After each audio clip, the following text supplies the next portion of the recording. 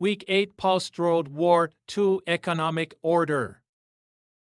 Bretton Woods System. The Bretton Woods System, established in 1944 at the United Nations Monetary and Financial Conference in Bretton Woods, New Hampshire, was a post-World War II framework designed to regulate international monetary relations and ensure economic stability. Spearheaded by economist John Maynard Keynes for Britain and Harry Dexter White for the U.S., the system aimed to foster economic cooperation, prevent competitive devaluations, and rebuild the global economy after the devastation of the war. 1.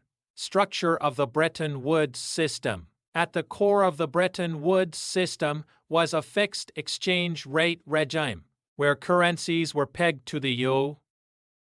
dollar, which, in turn, was convertible to gold at a fixed rate of $35 per ounce. This effectively made the dollar the world's reserve currency, giving the United States a central role in global finance. Nations agreed to keep their exchange rates within a narrow margin around this fixed rate, with only slight adjustments allowed to correct fundamental imbalances. If a country's currency was under pressure, it could buy or sell dollars to stabilize its value, creating predictability in exchange rates and fostering international trade and investment. 2.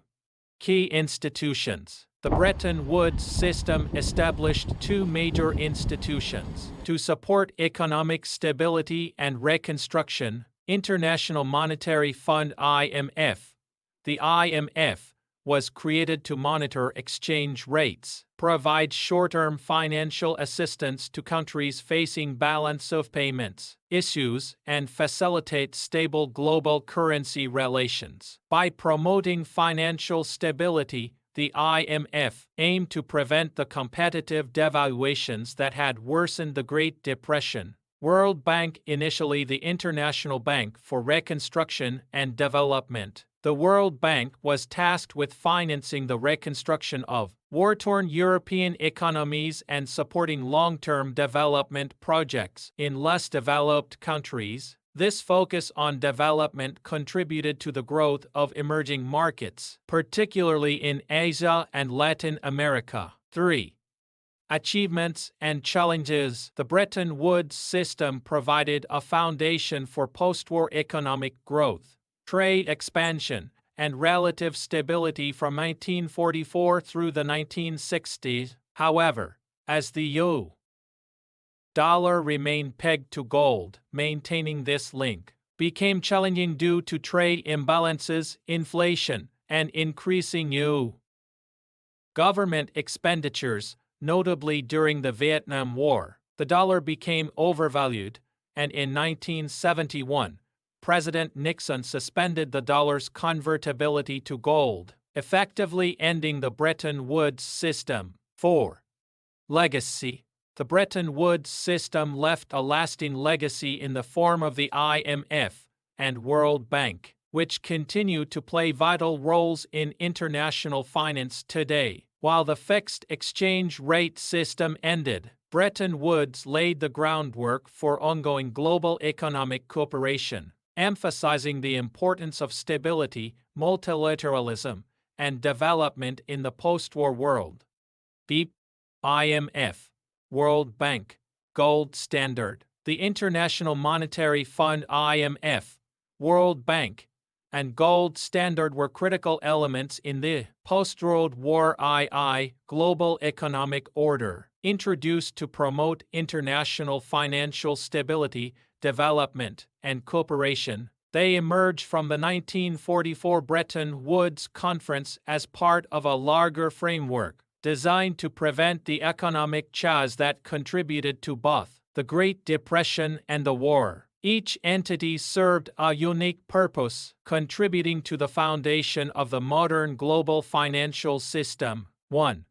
International Monetary Fund (IMF). The IMF was established to ensure international monetary stability, by providing a system for stable exchange rates and financial assistance to countries experiencing economic difficulties, funded by contributions from member countries based on a quota system. The IMF could offer loans to countries with short-term balance of payments deficits, allowing them to stabilize their currencies without drastic devaluations or trade restrictions. This helped maintain exchange rate stability and supported international trade growth. The IMF's goals included promoting monetary cooperation, stable exchange rates, and high employment. Over time, the IMF's mission expanded to include economic, monitoring, and advisory services to member nations. Through its conditional lending,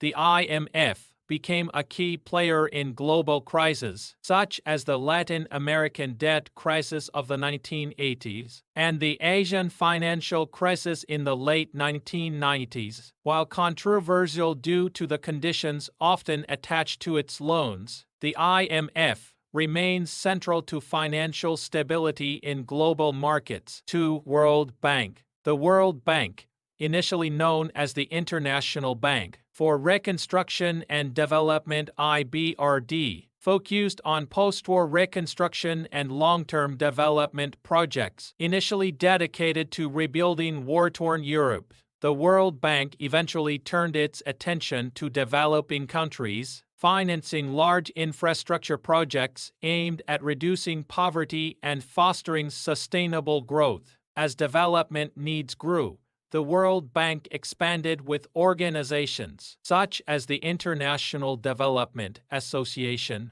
(IDA) and the International Finance Corporation (IFC). The IDA provided low-interest loans to the poorest countries, while the IFC focused on stimulating private sector growth. Today, the World Bank's primary mission remains poverty reduction, funding initiatives that support healthcare, education, infrastructure, and economic growth in developing regions. 3. Gold Standard. The gold standard was a monetary system where a country's currency was directly linked to a specified amount of gold. In this system, each unit of currency could be exchanged for a certain amount of gold, ensuring stability and predictability in exchange rates. During the Bretton Woods era, the gold standard was modified so that only the U.S.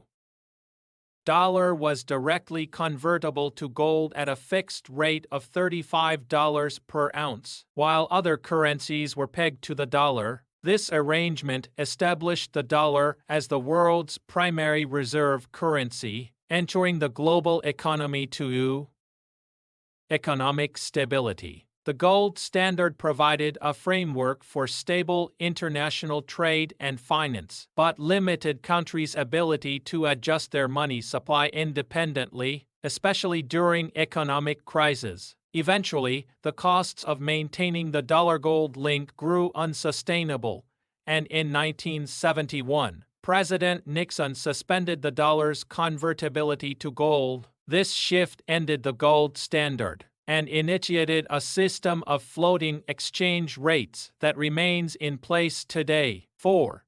Legacy and interconnected impact. The IMF, World Bank, and gold standard collectively structured post-war economic relations, creating a foundation of stability and cooperation. While the gold standard ended in 1971, its legacy of prioritizing currency stability persists, influencing monetary policy worldwide. The IMF continues to stabilize global markets, particularly in times of financial crisis, and the World Bank's work in poverty reduction and development shapes emerging economies. Together, these institutions provide a framework for global economic stability, fostering an interconnected approach to growth and resilience in the international economy. See?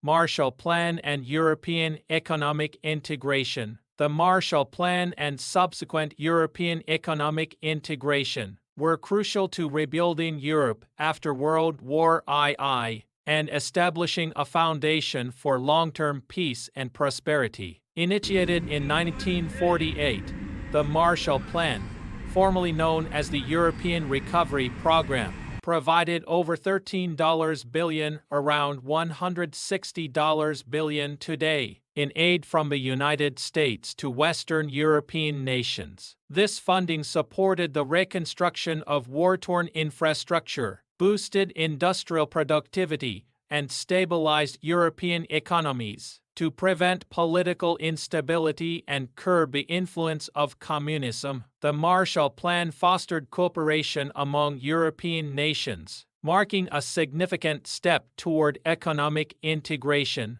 To manage and allocate funds, countries were encouraged to work together through the Organization for European Economic Cooperation (OEEC), which promoted intra-European trade by reducing tariffs and trade barriers. This spirit of cooperation laid the groundwork for future integration. By the 1950s, the success of the Marshall Plan contributed to further economic alliances, most notably the establishment of the European Coal and Steel Community (ECSC) in 1951. The ECSC integrated coal and steel industries across member states, paving the way for the European Economic Community (EEC) in 1957.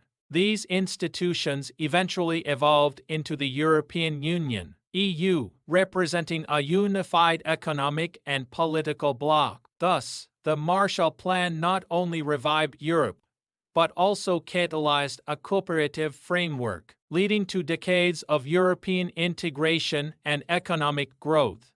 The formation of EEC, European Economic Community. The European Economic Community (EEC), established by the Treaty of Rome in 1957, was a significant step in European integration, aimed at fostering economic cooperation and preventing future conflicts in post-war Europe.